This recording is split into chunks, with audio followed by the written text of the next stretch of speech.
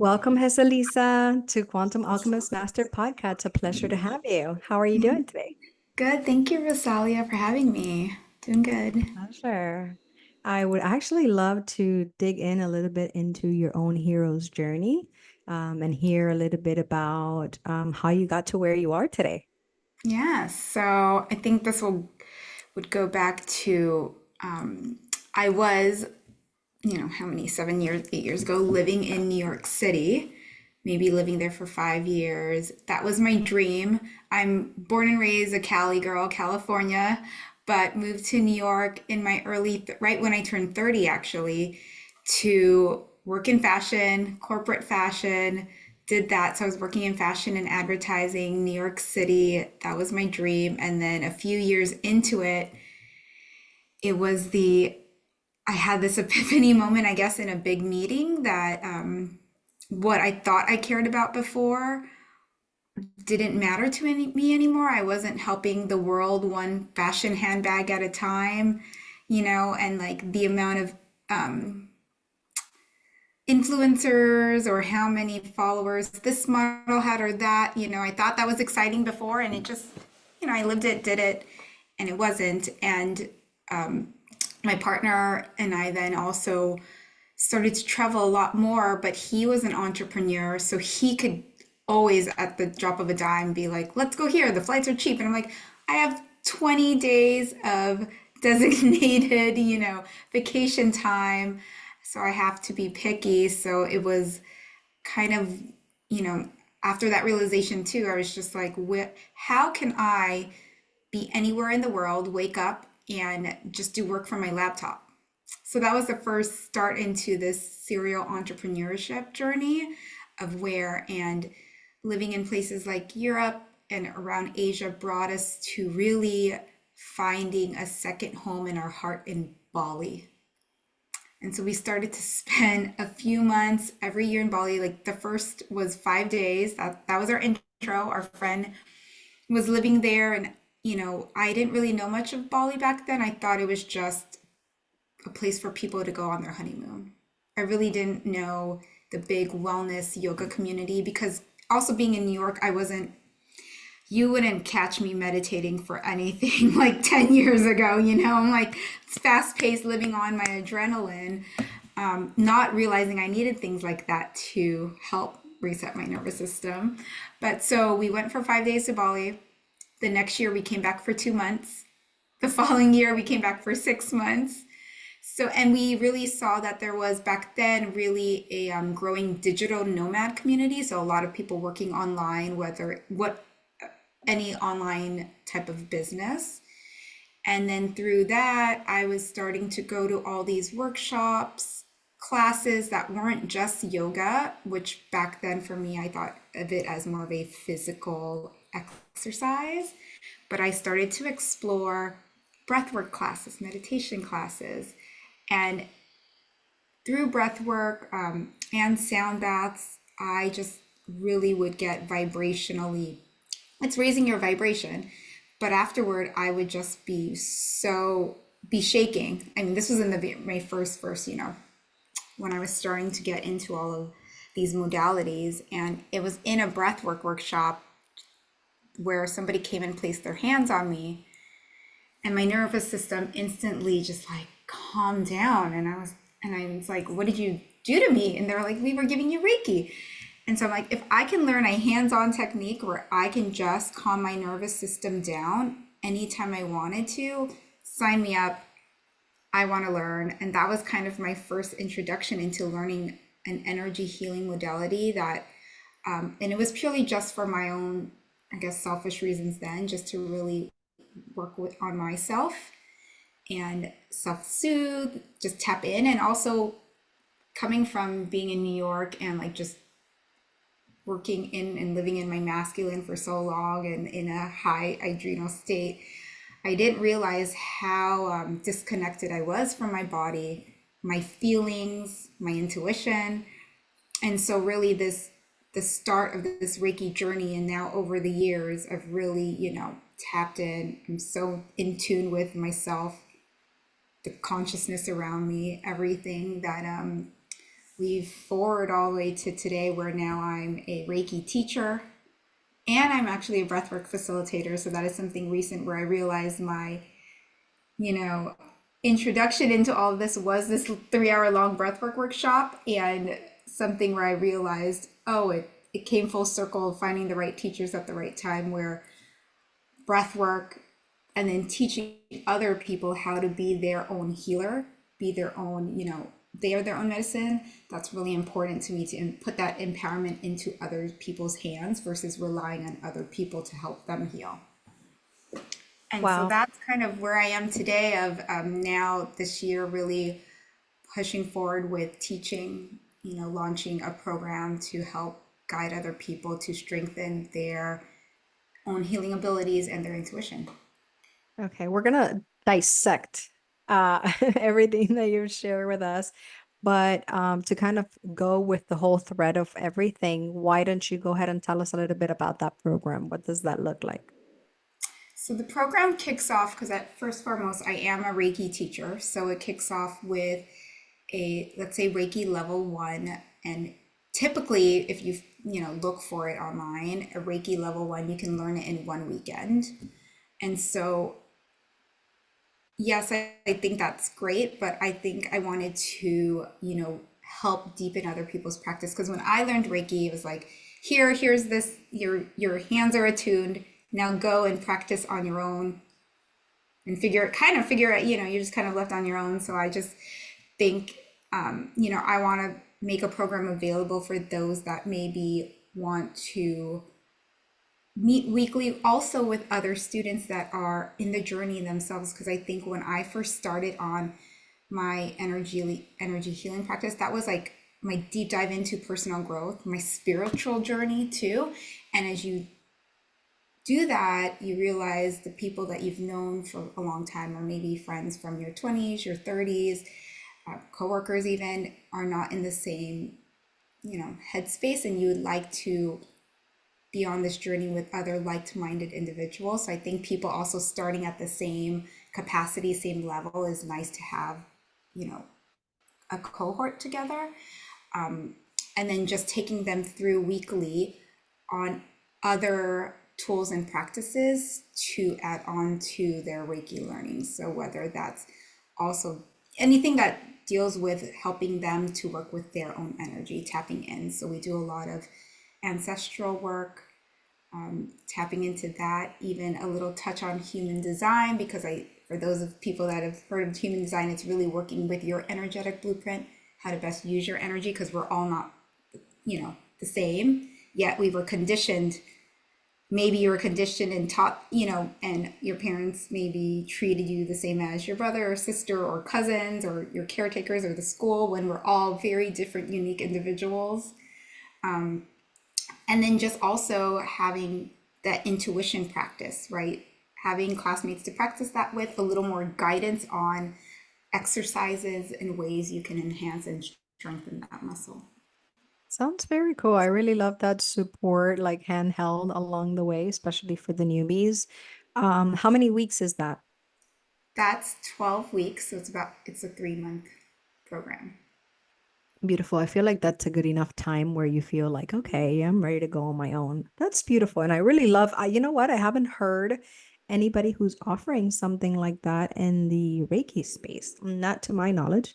So that's really cool. I love how we can get all the tools that have been useful to us along the way and make it better or enhance it, or put our own uniqueness into it. So I love that. That's very beautiful. Tell me more in regards to breathwork. Do you do any events online, locally? Like, is breathwork something that you're still a big part of? Or are you mostly focusing on like the Reiki and this course coming up now? Or Breathwork is something I really, even a decade ago when I discovered it, had intentions to bring it to my own community. So I'm based here in Long Beach right now, or that's kind of where my home base is in the States. And so when I moved here, was getting to really immerse myself in the community and partner with studios. There's this cool tea sanctuary I partnered with. I'm Filipino American, a Filipino American or Filipino community center. And so try to partner with them and hold at least once a month something local where it is an introduction to breath work. People can experience it. It's a lower ticket item. It's just something for the community, as well as I try to do some online. But I'm also focused on bringing breath work or guided meditations to small, to medium, to corporate sized businesses. So bringing wellness into the workplace too. Coming from corporate, I get it and I get it from a business owner standpoint too, or a manager in the space of how, if we can have companies, management teams support people in their company with wellness, especially people in leadership roles, how it can be so beneficial to decision making, to just relieving from stress, to even then turning into helping them in their personal lives, clearing things, clearing that muck, the emotions, the energy out. I love that. And I actually feel the same way when it comes to, I'm not sure if you had a chance to read a little bit about my bio, but I'm also a breathwork facilitator and awesome. So I come from a nursing background for 10 years. So that's where I take a lot of like, we have rehab places, attorneys we work with, and just like that corporate aspect, taking in breath work into the corporate space. And wow, I mean, I feel like that is such an area where we can really grow and expand and make a positive impact on, um, if we had more reach.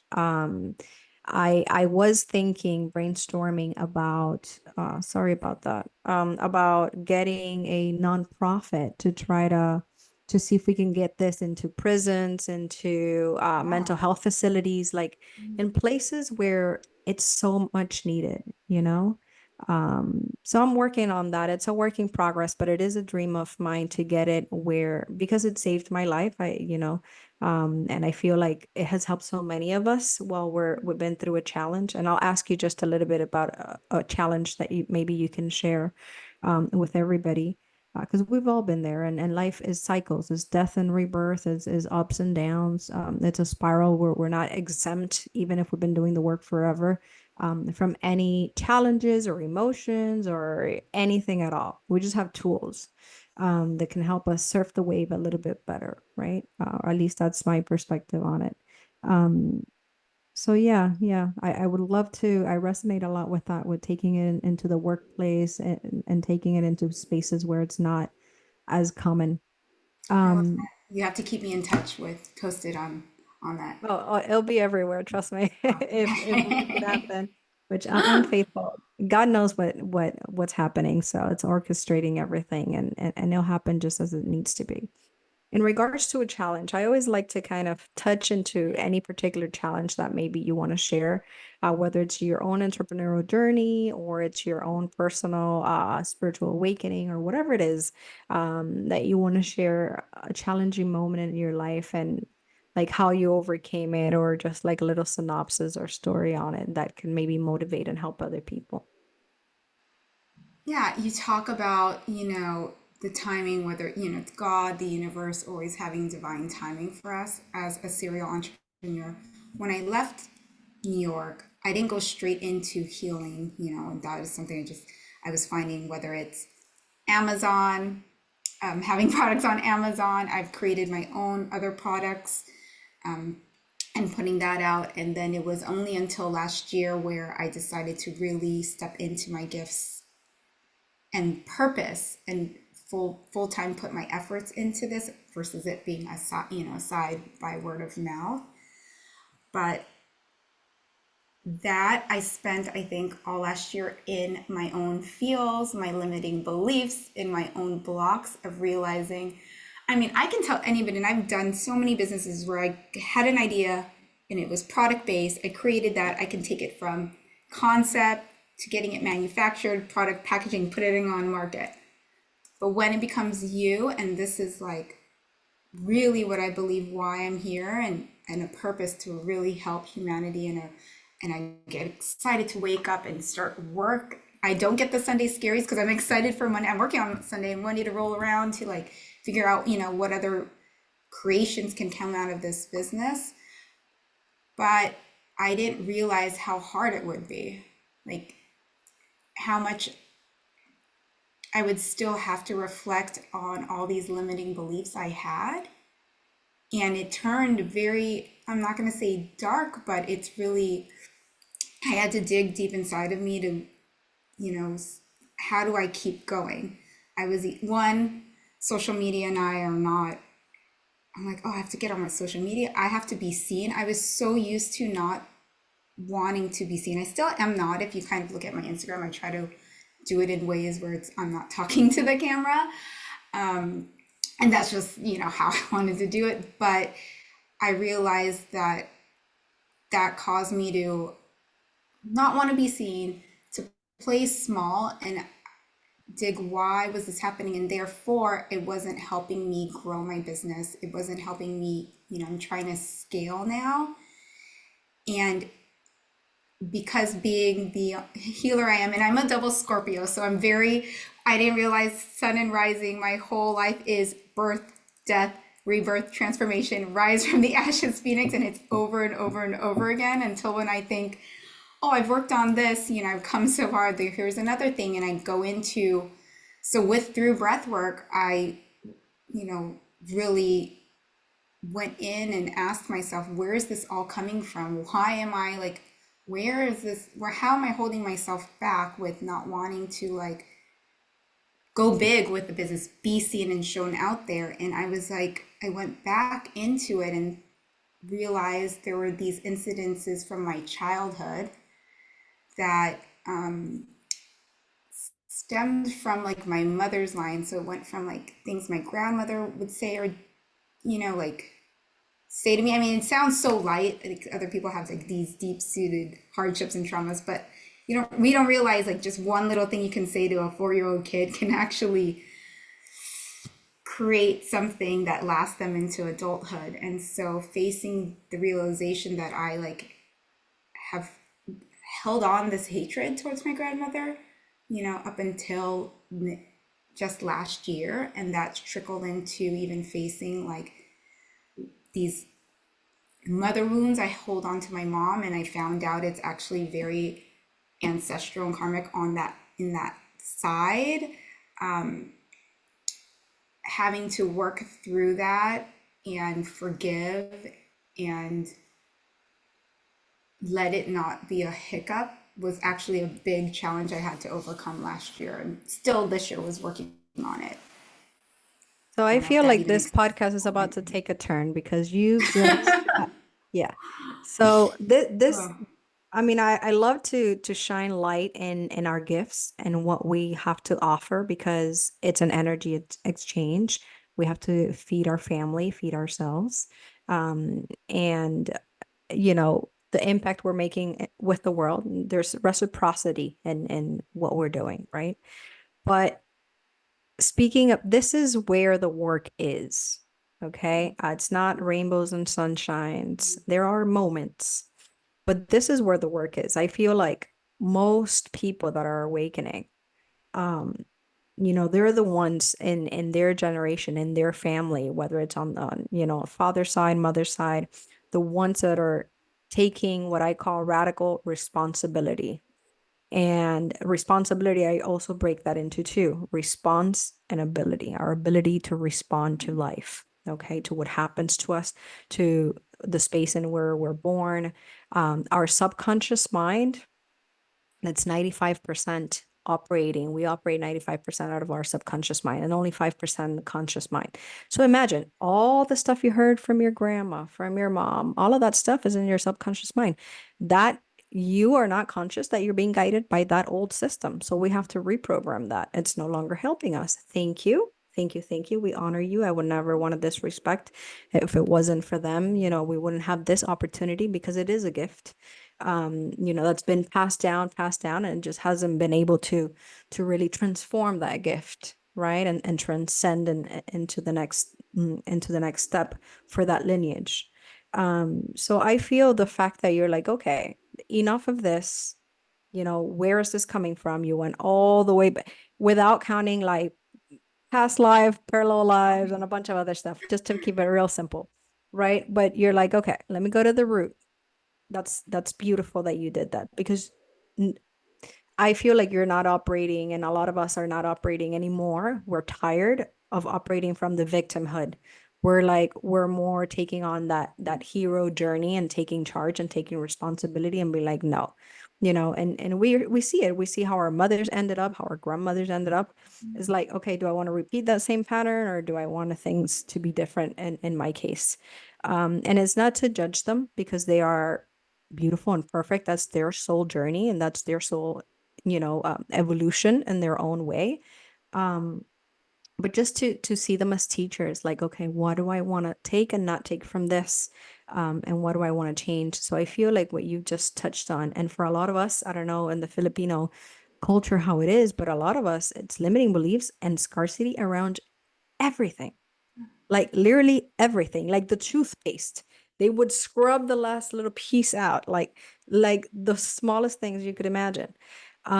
So going into that, because I like to bring humor and play into this a little bit, would you share with us a little funny thing that either your grandma or your mom would do, that's just a little bit of like maybe in lack, or you don't see it the same way, or it's just like, okay, I don't want to do that with my kids, or I don't want to keep doing that myself, or like just something weird. I know, and we talk, and so that's why I talk about, because I do work with what I call first generation cycle breakers, and I didn't want to say more of kids of immigrants, because it could be other, third generation, but I am a kid of an immigrant, and like it. I feel like with immigrants, it's that lack mentality, because they came here with very little and they don't want to lose anything that they've worked so hard for. But so just think of any story, but with, you know, Maybe something your grandma used to say all the time that we kept hearing it, and it's just like, I don't want to change that. well, it's more of a response of like, I don't know if this is with maybe culturally with where she is um, just well here because for the conscious parents parenting consciously out there, right? But that's not what I heard in the household. So it's any little thing from my grandma that we do wrong, we would get yelled at so hard that, or if we didn't address her properly and we just said yeah or yes what, yes grandma, it just became this thing. But it was just that where you're on eggshells one day, but then with her it's like that, and then she would turn and start like laughing the next moment, so we didn't know if she was like angry or just That's not hilarious. really poking fun or challenging us, but it became this thing. But it is with that high, I became very, I think, like maybe that's where the perfectionism came in. You don't want to do anything wrong. You want to just like keep things not get yelled at, right? You don't want to rock the boat. But then I don't know if that was also, keeping us like being perfect and proper so that we wouldn't disrupt when we left the house, that we wouldn't disrupt the Western society. And we just like keep your, don't bring attention to yourself, keep the peace, and you don't want to get in trouble at school, because then we don't want our family to look like we raised somebody that would cause anything. I don't, we need That to is turn this so into a beautiful. humorous way, but it's just kind of No, what I look no, that at, is hilarious. I'll say that to me now in retrospect. Of course, when you're living, it's a little bit different, right? You yeah. take it to the heart. But let's go deeper into that, because I feel, first of all, I haven't had an episode where we go so deep into this subject, and I feel that it's necessary. Yeah. I feel like we're God guided us right where we need to go with the podcast. That's how I feel in regards to this. So, a lot of the times, and a lot of the introspection that I do with my life is, okay, where and how am I doing that in my life currently? Because I'm replaying that some way, somehow. Mm-hmm. Am I playing small? Do I not want to be seen? Do I not want to be heard? Do I not want to speak up? Do I want to keep, whatever it is, you know, that we're recreating the same thing, same limitations in a different scenario in our life. And we're like, no, I'm nothing like my grandma. Yeah, we are. So you have to see how we can change it. And I love that. I love to ask myself, like, okay, I'm constantly questioning everything, like, okay, in relationship to that. And I want to touch on forgiveness because I'm going to tell you it happened to me with my dad, just like that. I don't think we agree on almost anything of his view of the world or his way of treating women or just almost nothing. And it's perfect because he's been a great teacher and for a lot of stuff for me. But just understanding, like also like your grandma, it was a mirror for me. They're doing it out of love. They don't know that they're carrying all of the stuff from their childhood, from their parents, blah blah blah, and they're carrying it onto you without ever having a chance to heal it. Maybe they never had a chance to heal it because like my dad was always working like up to like late hours and a lot of jobs. Like he would never even consider meditating. He's like, who has time for that? I have to work. You have to work until you die. So you see the mentality. So I'm really grateful to have the opportunity to be, that they did all that sacrifice for me to be able to do some breath work, do some meditation, and be able to have the time to look at that. Luckily, we've been doing a lot of work in the family where we've been able to practice forgiveness with each other, which at the Yeah. core, nobody has to forgive anyone, and there is really no judgment and infinite love.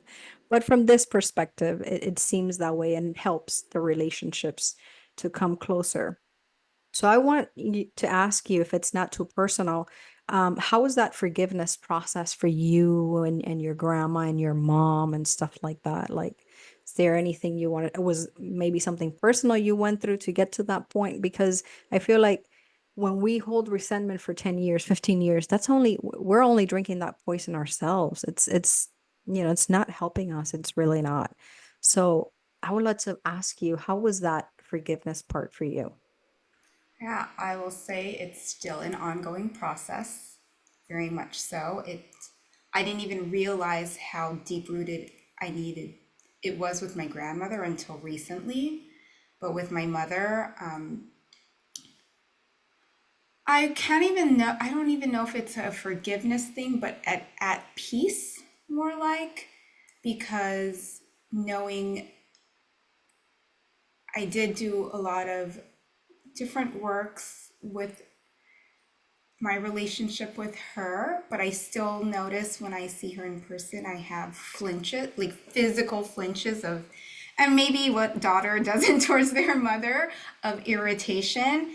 And it really is just this finding that unconditional love in my heart and everything I do. And I say this, people love.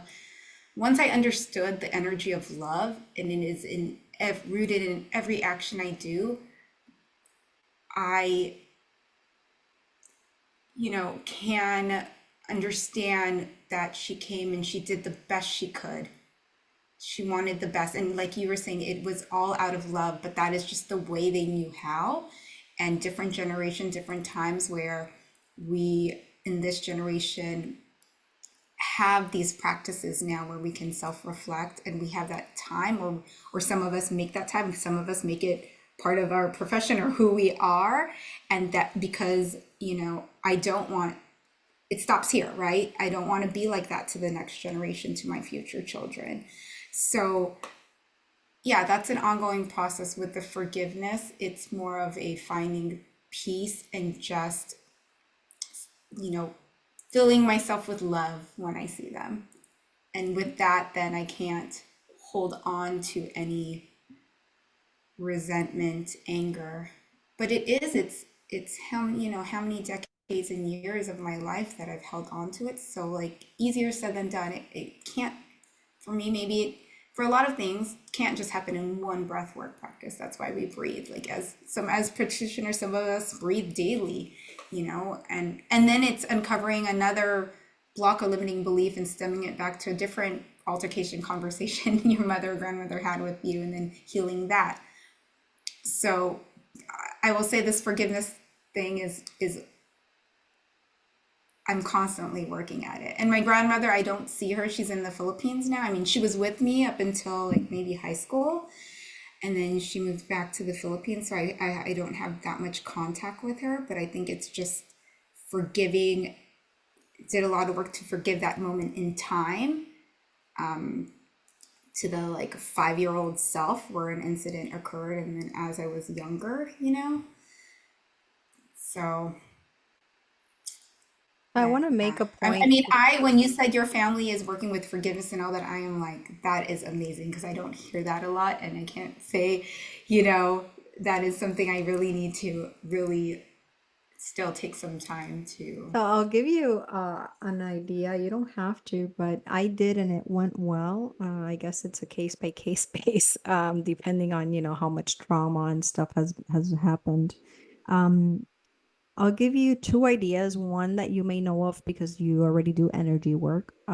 So you can just connect with the higher self of that person, whether the person has passed or the person's still alive, and have that conversation. If you just don't want to have it right now in person or just can't have it in person. And that's really a great, I mean, it feels wonderful for you. It's amazing. And it's funny because their higher self will answer back. So you're going to get a lot of wonderful Oh, information when it comes to that. And that's a cool exercise. Um, Another thing that I did with my dad, I wrote him a letter. And I asked him, hey, do you want to participate in this exercise? I was thinking of writing you a letter. And if you want, you can write me a letter. You don't have to, whatever. We said, like, my mom heard of it. My mom was the first one to write the letter. I was thinking of doing it just with him, but she wanted to participate as well. So I said, okay. So we all wrote a letter to each one. I was so surprised. My dad ended writing 7 pages, and I literally wrote like 1 page. Like I didn't think it would. See, so it really surprised me because he said stuff that he had never said to me ever before. Like I had no idea that was his thought process. So it gave me a lot of his perspective. So forgiveness is ongoing, as well as regulating our nervous system. Just because we're practitioners of breath work or meditation or Reiki or XYZ, whatever it is that we're doing, this is part of our daily practice. This is our work. So it's not a lot of people come in to work with us and probably want to get fixed in one visit, 3 visits. But it's an ongoing practice. So yeah, yeah, yeah, you can only take people as far as you've gone. That's like, I agree. yeah. Beautiful. Is there anything else that you want to share with us today that you feel called to share? Um, I was just gonna say, if no one's ever tried breath work, whether it's with you or myself, please, please do it. Aside from tapping into, your body, your breath, connecting there, but it's for me. I tell to other people who need psychedelics or plant medicine, when you have breath work, the shamanic things that have come through lately in my practice, the ancestral medicine and wisdom that's come through, and all the things, it's just fun. I say it's fun when I get out of it. It's a trip. It's fun. So I really hope people, try it at least once, and see where they can tap into all that beauty and love. That's beautiful. I'll say this, every breath work is completely different. Oh, So whether you do it with me or with her or with XYZ, not only is every facilitator different, but even with that same facilitator, every event you attend is going to be different. And every breakthrough and every download and everything is going to change. Um, so I highly invite you to open your heart. I feel like breath work is a lot of like the preventive medicine. Like really exercising and meditating and including breath work.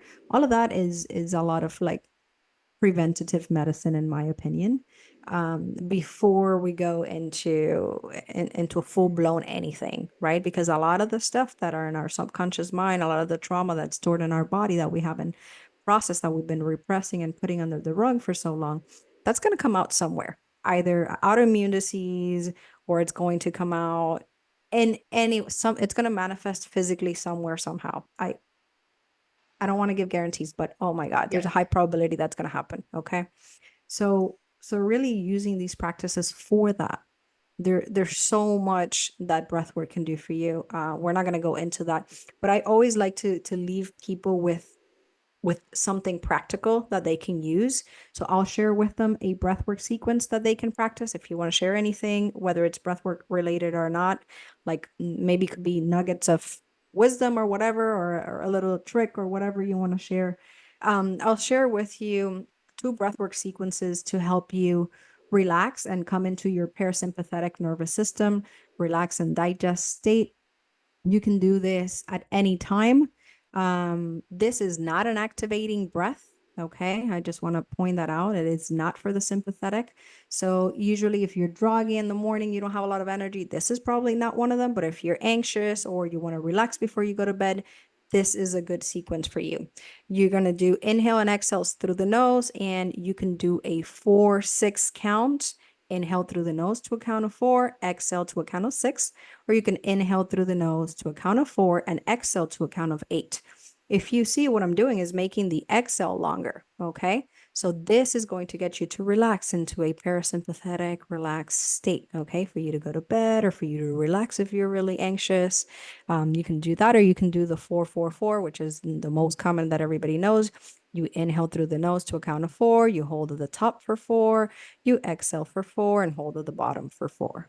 Okay, so I hope that serves you. Those are 3 quick sequences that you could do at any time to come back to center and relax. One last one that I think might really be good. It's going to be the Brahmari humming bee breath, because that's going to activate your vagus nerve. So that's really going to relax you. So it looks and sounds like this. You're going to breathe in through the nose and you're going to exhale through the nose. But on the exhale, you're going to make a humming sound. So it's and that humming, I like to really extend it until I'm out of air. So you could try that and see if that works for you. Okay, so I hope that was helpful. Is there anything you want to share with our audience?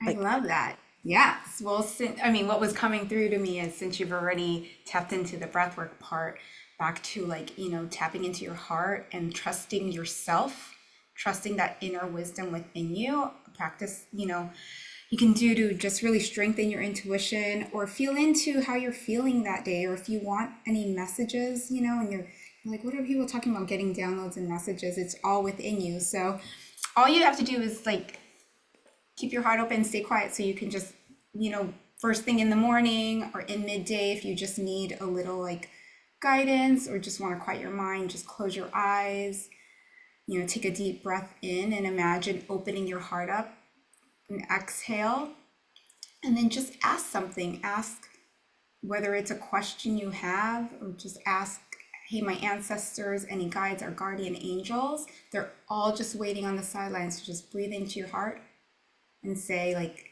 I'm asking my ancestors, what's the next move do I need to make this XYZ goal happen? And so to breathe and let go of the chatter in your mind, open your heart, and just listen or visualize however you best, or if you need to write down what pops through. And just don't second guess it, trust it. And the more you continue to do that, the more you will, like, strengthen that trust within yourself, within to your guides, your ancestors. It's all the same. Angels, I guides, ancestors. I, Yeah. I think your next course is going to be connecting with your guides. You just gave them a mini course on how to There connect you with go. your guides. Yeah. Your guides, your higher self, all of it, source, everything is within you. Oh, So we it's just, the truth. And it is, if you start doing that practice, as I started doing it and, like, writing and channeling it down, I'm like, they're pretty harsh. They will tell you how it is, and it is the truth you need to hear. So it's, and no one else can tell you that. No advice from anybody else. it's absolutely beautiful. What I always say is there are many roads, or all roads lead to Rome, like that saying. And then Rome to me is source. So there are many ways, whether it's breath work, meditation, any type of energy work, it doesn't matter. They're all should take you, whether it's plant medicine, whatever, to connect with your heart. And that holds the key. That is the entry point. Blue pill, red pill. Are you gonna take it? What are you gonna do? And that's where the magic pill that everyone's looking for, it's in the heart connection. In the heart. Uh, Yep. that's it. I think You don't that's have to take beautiful any to pills. I think that's beautiful to end it with that. Okay. Love is the answer. Go within. It's all in your heart. As cliche as it sounds. But it is. That is what it is. Yeah, it is what it is. We can't deny it. Once you've seen it, you can't unsee it. So this is what we have to share with you. I hope that it was really, really helpful. I feel that you can all really feel how authentically we're sharing, that we really want to help you guys and want to share with you what has worked for us by doing it through our soul aligned business. And that's what's really fills our heart to share with everybody and help as many people as possible. We've been in your shoes. We've walked your road. That's why we're sharing it. We know what it like in the flesh, what it feels like. So I hope it serves everybody. It has been an honor. I love you. Thank you. Thank you. Guys, go check her out. Could you share with us your Instagram or your website or whatever, wherever you want them to go and Yeah. check you out? My website is myfirstname.com, so heceliza.com. And I'm most frequently on Instagram, so it's at Heceliza_energy healing. Awesome. And we're going to leave it in the description for you guys to check it out and just be a click away from that. Thank you so much. Thank you. Thank You're you. welcome.